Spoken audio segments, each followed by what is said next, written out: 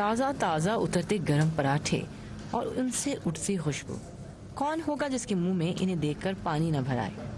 नान और पराठे तो सदियों से पाको हिंद में खाए जाते हैं, तो फिर ऐसा क्या है जो ये नए चमकते दमकते रेस्टोरेंट रिवायती तौर पर सस्ते समझे जाने वाले इस खाने को सैकड़ों में फरोख्त करने में कामयाब हो गए हैं। देखिए, ट्रेडिशनल से हट के आपके पास एक अच्छा एटमॉस्फेयर हमने लोगों को दिया है जी। एक अच्छा बैठने के लिए लोगों को जगह मिली है। जब देंगे, अच्छी सर्विस देंगे तो डेफिनेटली लोगों आपके पास आएंगे।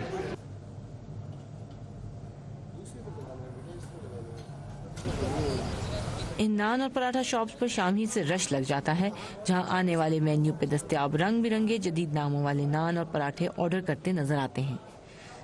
सवाल ये उठता है कि आखिर कोई भी शख्स हर घर में बनने वाले इस खाने के लिए ज्यादा रकम क्यों अदा करना चाहता है। मेरा तो ये लेट नाइट फेवरेट स्नैक है। It's traditional food with a twist. It's healthy, it's clean, it's hygienic and it's affordable. एक तो यहाँ पे हैंगआउट स्पेस अच्छा है, प्लस यहाँ पे फ्लेवर्स वगैरह आपको काफ़ी मिल जाते हैं और नॉर्मल रेस्टोरेंट्स के मुकाबले के अंदर यहाँ पे दिस इज़ मच चीपर।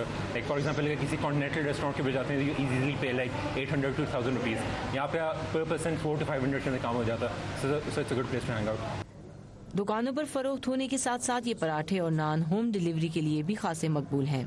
इस कहानी का एक और पहलू भी है, और वो ये कि रिवायती नान भाई और उनका कारोबार इस नए कारोबार से किस हद तक मुतासिर हुए हैं और हुए भी हैं या नहीं।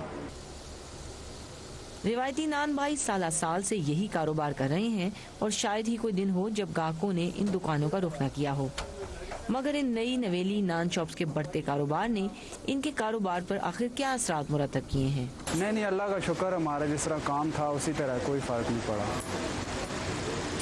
ये पीछे जो है नान ढाबा खुला है, इसको तकरीबन 1.5 साल हो गए, तो हमारा अल्लाह का शुक्र है काम उसी तरह, कोई फ़र्क नहीं। पराठे और नान कहीं भी फरोख्त हो, इनकी मकबूलियत से इतना तो साबित होता है कि हर नस्ल रवायात खास करके खानों में जिद्दत ज़रूर लाती है, यकसर इन्हें मुस्तरद भी नहीं करती, क्योंकि जायका भी हमें विरसे में मिलता है। गीती आरानीस, वॉइस ऑफ अमेरिका, इस्लामाबाद।